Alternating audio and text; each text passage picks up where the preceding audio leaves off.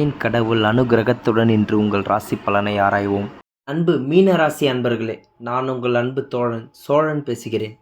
இந்த வீடியோவுடைய தலைப்பை எல்லாரும் பார்த்துருப்பீங்க. என்ன போட்டிருக்குன்னா, விஸ்வரூபம் எடுக்கும் காலம் வந்துவிட்டது மீன ராசி நண்பர்கள்னு போட்டிருக்கோம். இதில் நிறைய பேருக்கு நிறைய விதமான குழப்பங்கள் என்பது ஏற்பட்டிருக்கும். எதை நினச்சா நீங்கள் குழப்பப்பட வேண்டாம். அதன் காரணமாக தான் இந்த வீடியோவை லாஸ்ட் வரைக்கும் ஸ்கிப் பண்ணாமல் பாருங்கள். இந்த வீடியோ கண்டிப்பாக உங்களுக்கு நல்ல தகவல் தரும் வீடியோவாக அமையும். ஸோ நம்ம சேனலை சப்ஸ்கிரைப் பண்ணாதவங்க சப்ஸ்கிரைப் பண்ணிக்கலாம். உங்கள் வீடியோக்குள்ளே போகலாம். மீனராசி நண்பர்களே, நீண்ட காலமாக உங்கள் மனசில் பல அழுத்தங்கள் என்பது மற்றும் மனச்சோர்வுகள் என்பது உங்களுக்கு அதிகமாக இருந்திருக்கு. இப்போது எல்லாத்தையும் வெளிப்படையாக பேச ஆரம்பிச்சிருக்கீங்க. காரணமாக தான் உங்களுக்கு மைண்டு ரிலாக்ஸேஷன் என்பது கொஞ்சம் கொஞ்சமாவது கிடைக்கிது.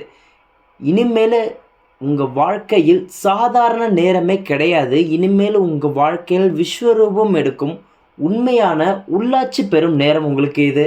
இத்தனை ஆண்டு காலமாக நான் மீன ராசியில் பிறந்துட்டேன்ற கவலைகள் தான் உங்களுக்கு இருக்குது. இனிமேல் அப்படி கிடையாது. நீங்கள் மீன ராசியில் பிறந்துட்டீங்கன்ற ஒரு சந்தோஷம் மட்டும்தான் உங்களுக்கு இருக்கும்.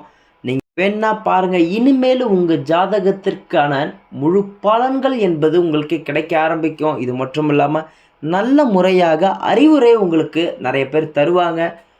உங்கள் கிரக நிலை எப்படி இருக்குன்னு பார்ப்போம். அதாவது சனி 10ஆம் வீட்டில் இருக்கார். இது மட்டும் இல்லாமல் குரு 8ஆம் வீட்டில் இருக்கார். சந்திரன் 7ஆம் வீட்டில் இருக்கார். ராகு கேது 3 மற்றும் 9ஆம் வீட்டில் இருக்காங்க. சரி, சனி 10ஆம் வீட்டில் இருந்தால் என்ன நடக்கும்னு பார்த்தா, பணியில் நல்ல பொறுப்பு என்பது ஏற்படும். சவால்கள் என்பது வாழ்க்கையில் நிறைய ஏற்படும். ஆனால் இது எல்லாத்துலேருந்தும் நீங்கள் வெற்றியாக வெளில வருவீங்க. குரு 8ஆம் வீட்டில் இருந்தால் என்ன ஆகும்னு கேட்டால், ஆன்மீகம் என்பது அதிகமாக இருக்கும். மறைமுக எதிரிகள் என்பது உருவாவாங்க. ஆனால் மறைமுக உதவிகளால் உங்களுக்கு நல்ல ஒரு ஆதாயம் என்பது இருக்கும். ஸோ எந்த பிரச்சனைகள் மறைமுகமாக வந்தாலும் அதே மறைமுகமான உதவிகள் உங்களுக்கு ஏற்படும்.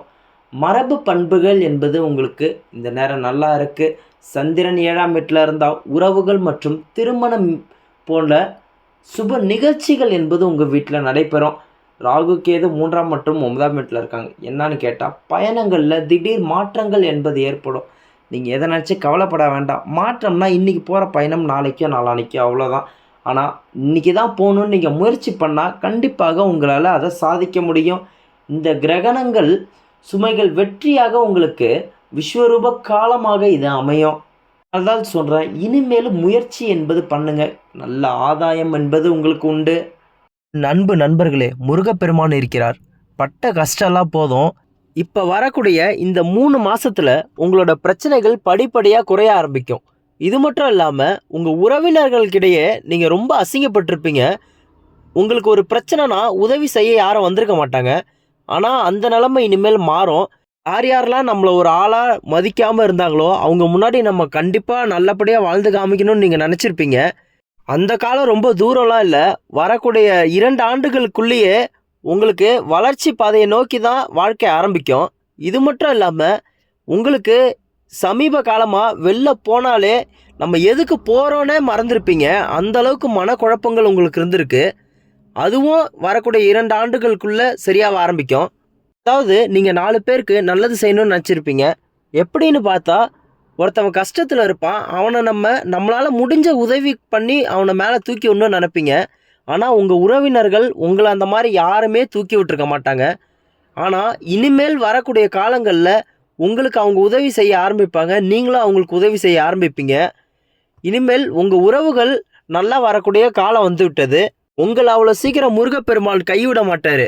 ஏன்னு கேட்டால், நம்மக்கிட்ட காசு இல்லைனாலும் சாப்பாடு இல்லைனாலும் நம்மக்கிட்ட ஒரு ஆள் வந்து உதவியோ அல்லது சாப்பாடுன்னு கேட்டால் நீங்கள் கண்டிப்பாக யார்கிட்ட கடன் வாங்கியாவது கொடுத்துருப்பீங்க.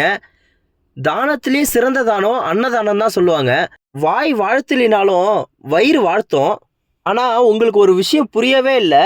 உங்களை விட திறமைசாலி யாருமே இல்லைன்னு உங்களுக்கே தெரியல.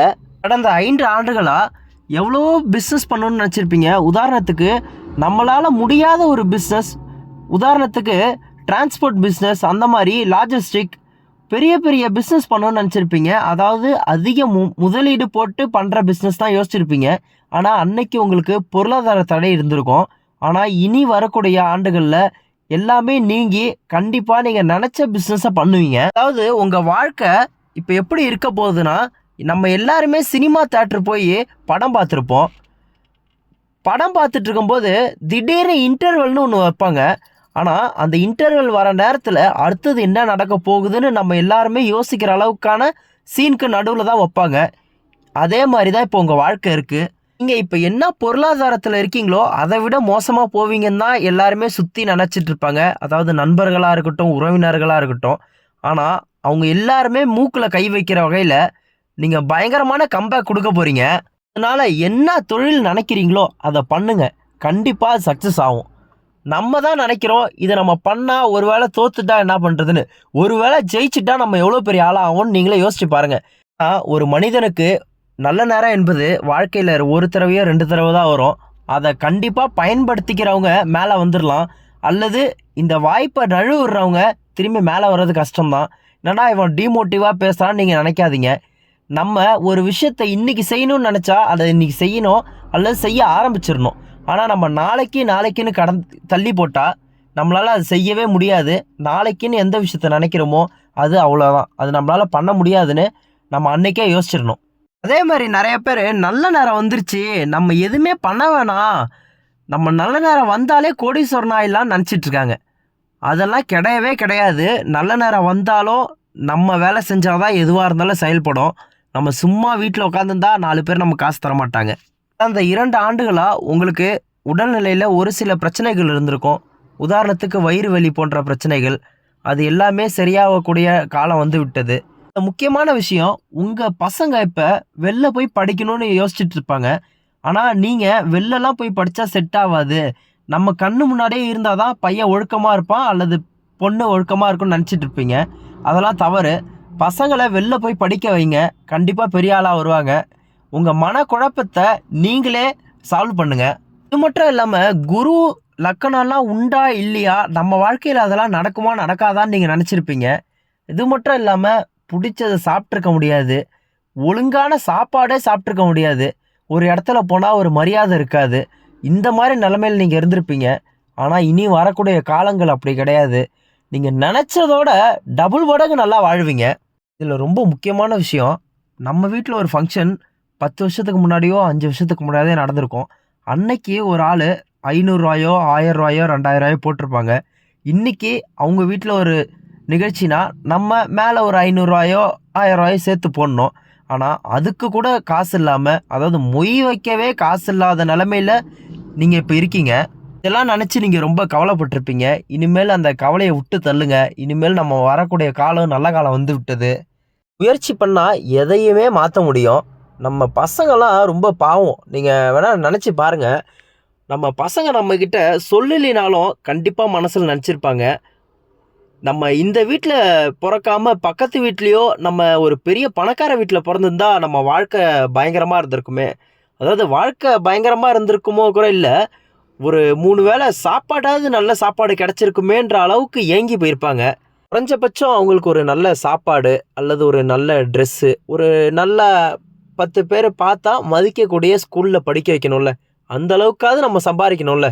இது எல்லாத்தையும் மாற்று பாதையில் கொண்டு போக குரு பகவானால் முடியும். குரு பகவான் எல்லா நேரத்துலையுமே கஷ்டத்தை கொடுக்க மாட்டார். அப்படி கஷ்டத்தையே கொடுத்தாலும் நம்ம நல்லதுக்காக தான் அந்த கஷ்டம் நினச்சிக்கோங்க. உதாரணத்துக்கு உங்ககிட்ட கையில் இப்போ 10 லட்ச ரூபா காசை கொடுத்தா கஷ்டமே தெரியலனா அந்த காசை நீங்கள் ஈஸியாக செலவு பண்ணிடுவீங்க. இதுவே கஷ்டத்தில் இருந்ததுக்கு அப்புறம் உங்களுக்கு இந்த காசை கொடுத்தா அந்த காசோட அருமை உங்களுக்கு தெரியும் ஐயா. இதனால தான் கொடுக்கவும் மாட்டார், கெடுக்கவும் மாட்டார்னு சொல்லுவாங்க. எவ்வளோதான் கஷ்ட காலம் வந்தாலும் நம்ம சூசைட் பண்ணிக்கலான்ற அளவுக்கு நினச்சாலும் நம்ம கண்டிப்பாக சூசைட் பண்ணியிருக்க மாட்டோம். இன்றைக்கி ஒரு 1000 ரூபா லோனு கட்டணும்னு நினச்சிருப்போம், அன்றைக்கி அந்த 1000 ரூபா இல்லை. ஆனால் அதை நம்ம நண்பர்கள்கிட்டயோ உறவினர்கள்கிட்டயோ கடன் வாங்கியாவது அசிங்கப்படாமல் அடைச்சிட்ருக்குறோம். இவ்வளோ நாள் உங்களுக்கு தாழ்வு மனப்பான்மை அதிகமாக இருக்குது. நம்மளை சுற்றி எல்லாருமே நல்லா இருக்காங்க, நம்ம மட்டும்தான் இப்படி இருக்கோன்னு நினச்சி நீங்களே உங்களை தாழ்த்தி யோசிச்சுக்கிறீங்க. ஆனால் இதுதான் தவறான செயல். நம்ம கண்டிப்பாக நல்லா வருவோம், நமக்கும் திறமை இருக்குதுன்னு நினச்சி பாசிட்டிவாக திங்க் பண்ணுங்கள், கண்டிப்பாக நல்லதே நடக்கும். மட்டும் இல்லாமல் நீங்கள் கொஞ்சம் அதிகமாகவே கடன் வாங்கியிருப்பீங்க. எதுக்குன்னு கேட்டால் ஒரு நில பிரச்சனையோ அல்லது ஒரு மருத்துவ பிரச்சனையோ அல்லது ஃபாரினுக்கு போகணுன்னு ஏஜென்ட் மூலயமா காசு கட்டி அங்கே போனதுக்கப்புறம் வேலை பிடிக்கலன்னு வந்து ஏதோ ஒரு வகையில் நஷ்டப்பட்டிருப்பீங்க. ஆனால் அதெல்லாம் நஷ்டம்னு நினைக்காதீங்க. இதெல்லாம் ஒரு அனுபவம் நினச்சிக்கோங்க. நம்மளை யார் யாரெல்லாம் மதிப்பாங்கன்னு நினச்சிங்களோ அவங்கெல்லாம் மதிச்சிருக்க மாட்டாங்க. இந்த காலம் உங்களுக்கு யார் யார் உங்களை எந்தெந்த இடத்துல வச்சுருக்காங்கன்னு காமிக்கக்கூடிய காலகட்டம் இது. ஆனால் இப்போ வரக்கூடிய காலகட்டத்தில் நீங்கள் காசை பார்த்து செலவு பண்ணணும். இல்லை நம்மக்கிட்ட காசு இருக்குது, நம்ம ஆடம்பரமாக செலவு பண்ணலான்னு நினச்சிங்கன்னா ரொம்ப கஷ்ட காலத்துக்கு போயிடுவீங்க. இது மட்டும் இல்லாமல் 4 பேருக்கு அன்னதானம் கொடுங்க. கண்டிப்பாக வாய் வாழ்த்தலினாலும் வயிறு வாழ்த்தும். நல்ல காலம் வருதுன்னு வீட்டில் சும்மாவே உட்காந்துருக்காதீங்க. நம்மளால் எதுவுமே முடியாது, நமக்கு சுற்றி இருக்க எல்லாருமே நல்லா இருக்காங்க, நம்ம மட்டும்தான் இப்படி இருக்கோம், நம்மளை எல்லாருமே கேவலமாக பார்க்குறாங்கன்னு நீங்களே நினைக்க ஆரம்பிக்காதீங்க. நம்மளாலே எல்லாமே முடியும். நமக்கு நல்ல காலம் வந்து விட்டது. கண்டிப்பாக நம்ம எல்லாருமே வாயில் கை வைக்கிற வகையில் வாழ்ந்து காமிப்போம். இது மட்டும் இல்லாமல் சனிக்கிழமை சனீஸ்வரன் கோயிலுக்கு போயிட்டு 2 விளக்கு போட்டு வாங்க. வாழ்க வளமுடன்.